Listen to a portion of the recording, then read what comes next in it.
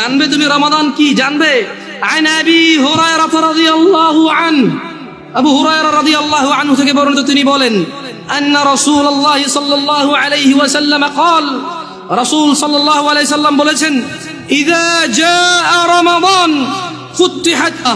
ও মানুষ শুনে নাও, আবু হুরায়রা বলছে মুহাম্মদ সাল্লাল্লাহু আলাইহি ওয়াসাল্লাম বলেছে, ইযা জাআ রমাদান, যখন রমাদান মাস আসে, আল্লাহ আল্লাহ আল্লাহ আল্লাহ, ফুতিহাত আবওয়াবুল জান্নাহ, আবওয়াবুল জান্নাহ, জান্নাতের দরজা খুলে দেওয়া হয়।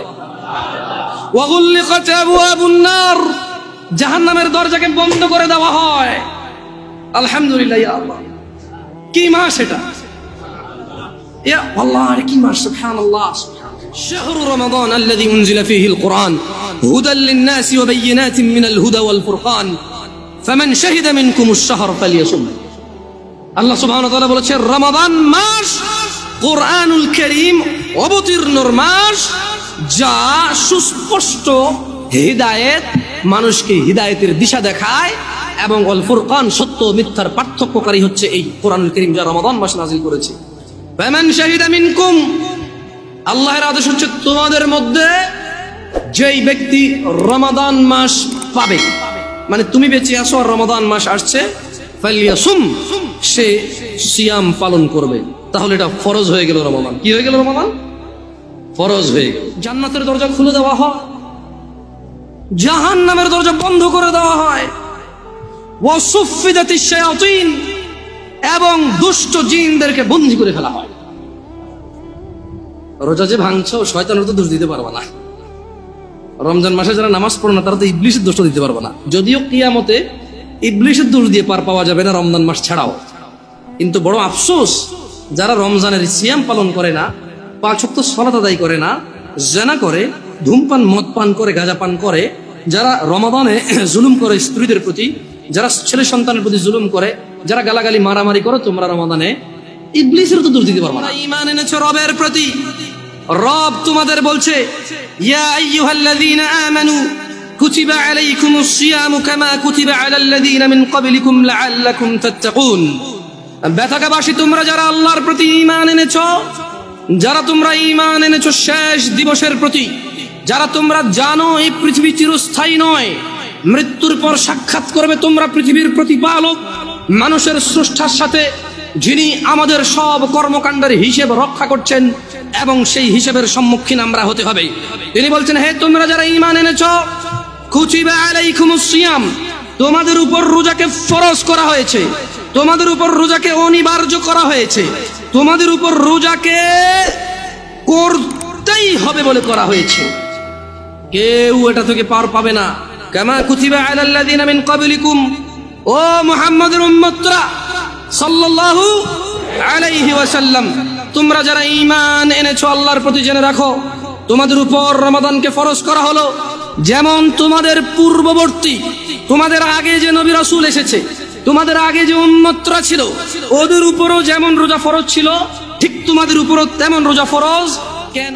রাদিয়াল্লাহু আনহু ইয়াকুল, আবু হুরায়রা রাদিয়াল্লাহু আনহু থেকে বর্ণিত তিনি বলেন, ক্বালা রাসূলুল্লাহ সাল্লাল্লাহু আলাইহি ওয়াসাল্লাম ক্বাল, রাসূল সাল্লাল্লাহু আলাইহি ওয়াসাল্লাম বলেছেন, কুল্লু আমালি ইবনি আদম লাহু ইল্লা সিয়াম, যত আমল আছে বনি আদমের সব কিছু তার নিজের জন্য, ইল্লা সিয়াম, সিয়াম ব্যতীত, ফাইন্নাহু লি, কেননা সিয়াম আল্লাহর জন্য, ওয়া আনা আজজি বিহি, আল্লাহ বলছে আমি নিজে সিয়ামের প্রতিদান দান করব।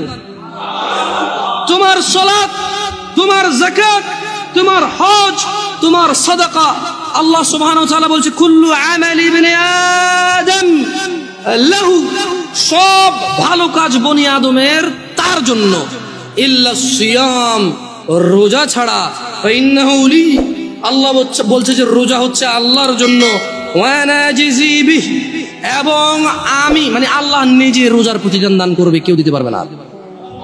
তোমরা কেউ মিস করিও না এটাকে। ওয়াসিয়ামুল জুন্নাহ, মনে রাখবে রোজা হচ্ছে ঢাল স্বরূপ।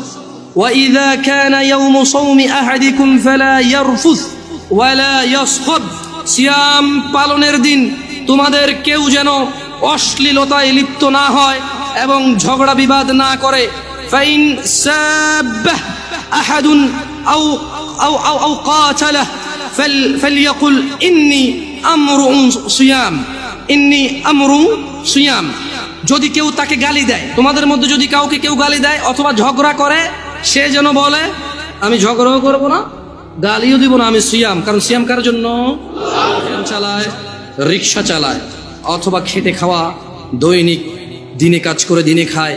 সবাইকে অনুরোধ করে বলবো, আপনারা রমাদান মাসের জন্য কিছু কিছু কিছু কিছু কিছু জমান। যদি এমনটা হয় যে রিক্সা আপনার রোজা নিয়ে নেবে, ভ্যান আপনার রোজা নিয়ে নেবে, যদি এমনটা হয় মাঠের ওই বীজ বপন আপনার রোজা নিয়ে নেবে, যদি এমনটা হয় ওই গাছ কাটতে গিয়ে আপনার রোজা নিয়ে নেবে, যদি এমনটা হয় ওই মাটি কাটতে গিয়ে মাটি আপনার রোজা নিয়ে নেবে, যদি এমনটা হয় এই বাস ড্রাইভিং, এই বাস আপনার রোজা নিয়ে নেবে, যদি এমনটা হয় মানুষ যে তোমার দিন মজুরি, তোমার দিনের কর্ম তোমার রোজা নিয়ে নেবে, আল্লাহ ভীরুতা নিয়ে নেবে, তবে তুমি বাদ দিয়ে দাও ওই ভ্যান রোজার জন্য। ও এখন বলবে জামশেদ ভাই বড় অযৌক্তিক কথা বললেন, পেট না চললে তখন বুঝতেন। আরে তুমি, তোমার মেয়েটা জন্ম হলো বাঁচবে কিনা জানো না, তার জন্য গাছ লাগাও, মাছ পালো, ডিপিএস করো, সুদ ঘুষ আরাম কিচ্ছু তুমি পরোয়া করো না। কবে তোমার মেয়ে বড় হবে এই আরেক বেটার সাথে ভেগে যাবে, নাকি তোমার কথা মতো বিয়ে করে তোমার খরচ যেটা তুমি জমাচ্ছ সেই খরচ তুমি করতে পারবে, তাও তো তুমি নিশ্চিত না।